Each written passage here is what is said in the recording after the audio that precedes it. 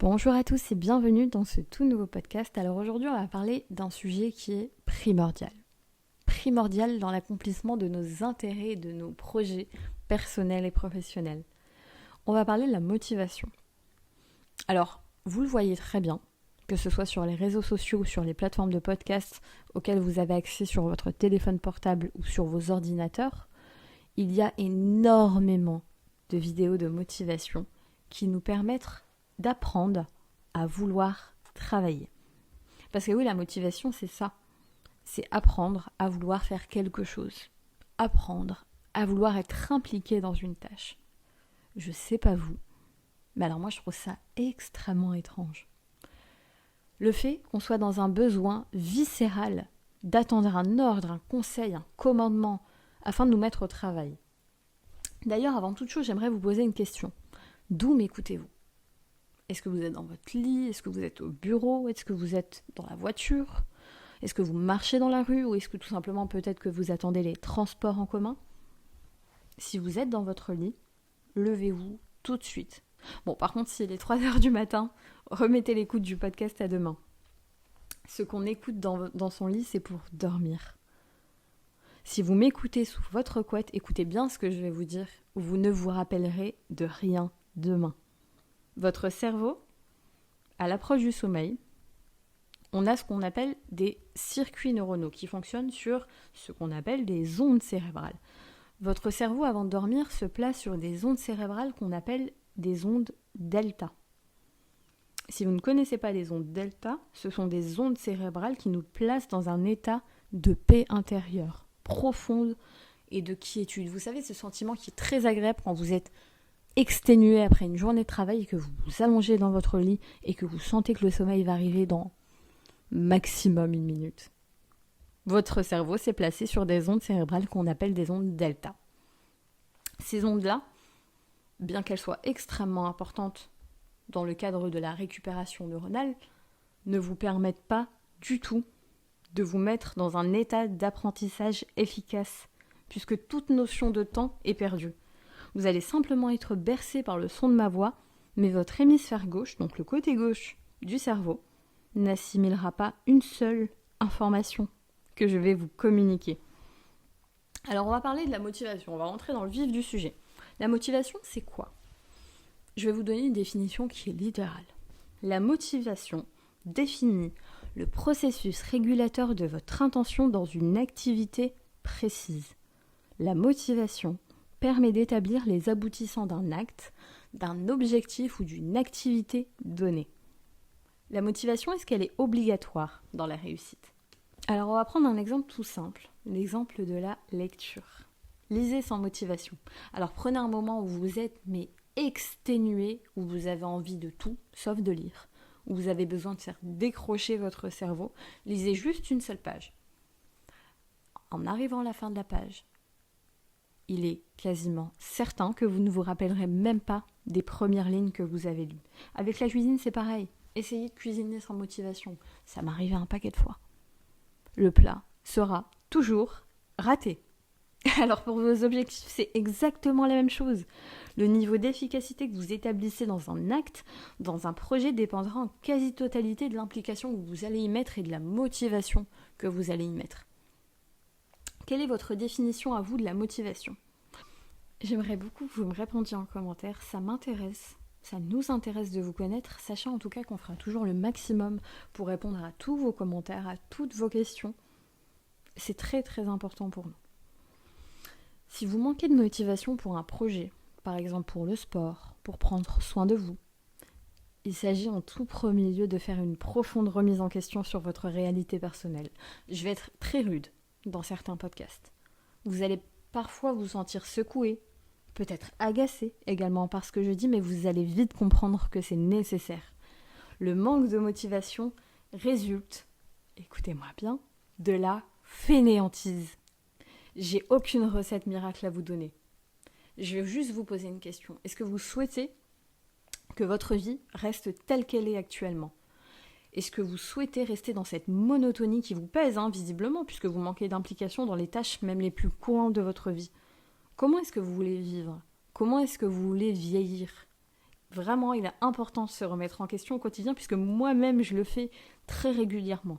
Si vous voulez savoir une chose, ma plus grande crainte, c'est de vivre avec des regrets. Le facteur temps, parlons-en parce que c'est extrêmement important, c'est un élément dont on n'a absolument pas la maîtrise.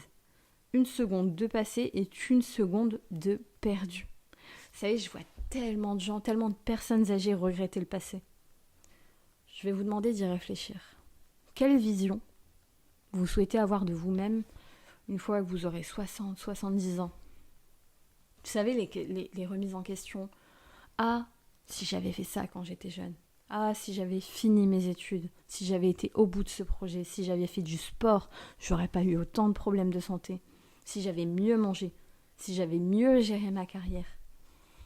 Ok, mais maintenant c'est trop tard. C'est fini. Plus de retour en arrière. Alors arrêtez d'être fainéant et bougez-vous. La jeunesse, elle ne dure qu'un temps. C'est pas une phrase de gâteux, c'est bien réel. La jeunesse, elle ne dure qu'un temps. À mon sens, la motivation, elle résulte en grande partie d'un simple manque d'organisation. C'est bien souvent qu'une question d'organisation, absolument pas de volonté. C'est extrêmement difficile de trouver une bonne façon de fonctionner qui nous place dans un seuil d'efficacité, d'être efficace au quotidien. C'est pas donné à tout le monde, ça s'apprend, puisque c'est très compliqué. Les tâches, elles sont reportées au lendemain, la liste des choses à faire, elle s'accumule, grandit, et puis on se retrouve débordé, à être acculé par une activité que d'habitude on apprécie. Alors comment être organisé? La première chose à faire, c'est de hiérarchiser vos tâches. Qu'est-ce que c'est la hiérarchisation? C'est placer les tâches les plus importantes en premier pour terminer par celles qui sont les moins importantes. Il faut que vous planifiez. En tout premier lieu, ça paraît limpide quand je le dis, mais on oublie de le faire, croyez-moi. Il faut que vous planifiez vos tâches de la plus urgente à la moins urgente. Les circuits neuronaux, donc les petits messages, les neurones, c'est des petits points, voilà, visualisez des petits points bleus qui circulent à toute vitesse dans le cerveau, dans ce qu'on appelle des circuits neuronaux. Donc ces circuits neuronaux, ils fonctionnent très différemment le matin. Notre esprit, il a pris un moment de recul nécessaire pendant la nuit, donc il y a eu un repos au niveau cérébral, et les 90 premières minutes qui suivent votre réveil sont celles où vous allez faire preuve de la plus grande efficacité. Établissez donc vos tâches les plus rapides le matin, puisque en étant plus efficace le matin, on a la faculté de faire les choses plus rapidement. Donc si vous établissez vos tâches les plus rapides le matin, ça va être extrêmement simple pour vous, puisqu'au milieu de la journée, vous allez avoir le sentiment d'avoir accompli tout un tas de choses, et vous allez avoir un facteur de motivation qui va augmenter très très rapidement. Ce qu'il faut faire ensuite, c'est noter. Peu importe, journal, agenda, application, notes. Pour tout vous dire, je me fais moi-même des notes vocales sur WhatsApp. C'est l'instant confession, hein. Mais c'est absolument génial pour les personnes qui ont un cerveau avec tellement d'idées qu'on finit par en louper les 3/4 si on ne les note pas. Pour ceux qui ont suivi nos stories très récemment, j'ai parlé des 70 000 pensées par jour. On en a 70 000. C'est énorme. Dans ces 70 000 pensées, 90% des pensées seront similaires le lendemain. Notre cerveau, il est incroyable, mais il faut que vous vous serviez de vos notes pour classer ces pensées et structurer votre cerveau de sorte à ne pas être débordé. Ce qu'il faut faire et qui est très important par la suite, c'est préparer votre semaine. Je vous avoue que je ne le faisais pas jusqu'à très récemment, jusqu'à ce que je vois ma cousine, qui est d'ailleurs l'as de l'organisation, préparer ses semaines. Alors elle organise sa semaine par écrit, dans ses moindres détails. Tâches, objectifs, appels à passer, rendez-vous, repas. Tout est prêt au millimètre dès le dimanche. Cette astuce, elle est incroyable. Vous n'imaginez pas à quel point votre cerveau va s'alléger, à quel point il va être plus facile d'accomplir une tâche si elle a déjà été planifiée à l'avance. C'est pas énorme en termes de facteur temps. Vous prenez 15-30 minutes maximum le dimanche et vous prévoyez votre semaine. Le manque de motivation, il peut être aussi le résultat d'une très mauvaise hygiène de vie. Combien d'heures par nuit vous dormez?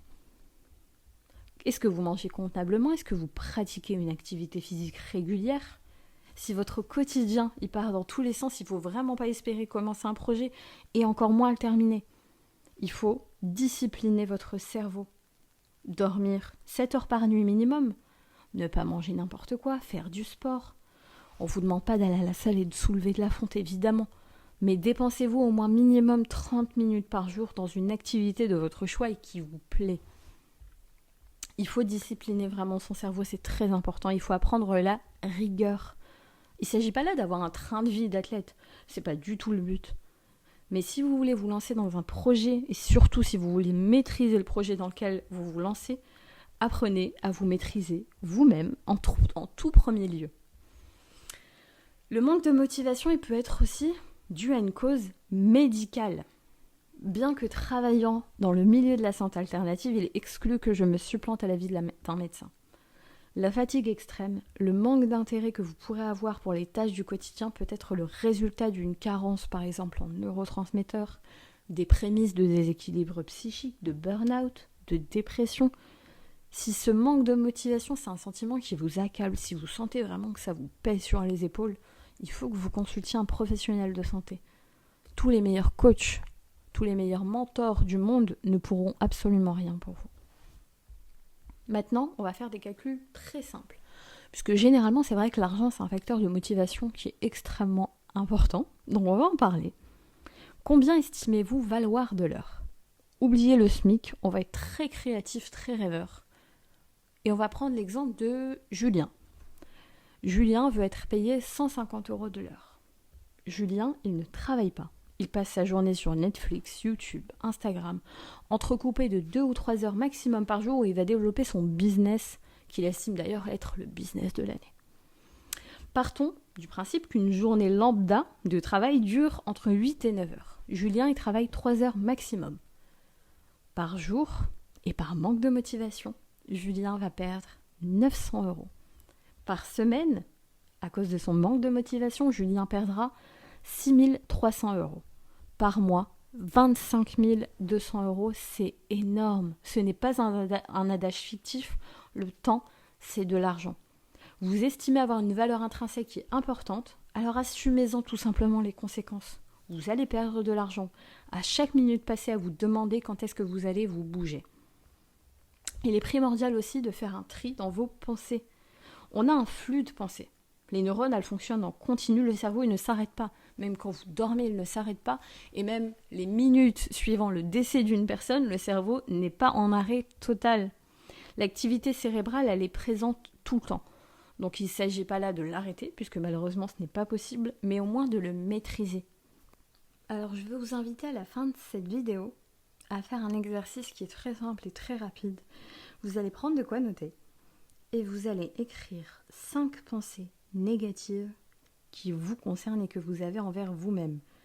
Une fois que vous les avez écrites, vous prenez du recul, vous lisez ces phrases, vous les formulez à voix haute, c'est très important et vous vous posez la question. Est-ce que c'est vrai ? Évidemment, la réponse c'est non, vous le savez très bien. Il faut impérativement que vous allégiez votre flux de pensée pour être efficace au quotidien. Une fois que vous avez écrit non, vous allez écrire non sur toutes ces phrases et vous allez jeter le papier à la poubelle. Vous en faites ce que vous voulez, mais je ne veux plus le voir. Vous le jetez. Alors en termes d'application, pour les exercices guidés, il y en a qui sont extrêmement intéressantes. Vous avez l'application Calm, l'application Meditopia, vous avez Headspace, Petit Bambou également, qui contiennent vraiment énormément d'exercices guidés qui vont vous permettre de vous comprendre et de comprendre le fonctionnement de votre cerveau. Très sincèrement, la réponse au manque de motivation, je ne l'ai pas. Je ne suis pas magicienne, je ne suis pas un charlatan et je ne suis pas ici pour vous vendre une méthode que moi-même je ne pratique pas. J'ai des faiblesses, on en a tous. J'aimerais vraiment que du plus profond de mon cœur, vous aiguiller de par mon expérience avec des outils que vous ne maîtrisez peut-être pas, mais qui vous aideront en tout cas à vous reconnecter avec vous-même afin de trouver vos propres réponses. Enfin et pour terminer, à mon sens c'est la chose la plus importante, il faut que vous soyez indulgent envers vous-même. Arrêtez d'écouter les contes de motivation où vous allez lire que seul un entrepreneur qui travaille 100 heures par jour est un bon entrepreneur, que si tu ne bosses pas le dimanche, tu vaux rien, que si tu ne te lèves pas à 4 heures du matin pour aller courir sous la pluie, tu vas jamais réussir dans ta vie. Je regarde Netflix, j'adore faire des grasses mat. J'ai mes faiblesses et je les assume. Je ne suis pas parfaite et personne ne l'est d'ailleurs. La priorité, c'est d'en être conscient et de l'accepter. Je pense que le pire facteur pour empirer un manque de motivation, c'est le manque de gratitude envers soi-même. Faites preuve de gratitude envers vous-même. Acceptez votre comportement et c'est le premier pas vers l'évolution. J'espère que ce podcast vous aura plu et que ces quelques petits conseils vous auront permis d'ajuster tous les petits éléments de votre quotidien qui vous freinaient jusqu'à aujourd'hui. Nous, on va se retrouver dans 2 semaines pour le prochain podcast. En attendant, vous pouvez suivre nos stories régulièrement sur notre compte Instagram que vous retrouverez en barre d'infos. Et pour ma part, je vous souhaite une très bonne journée. Bye.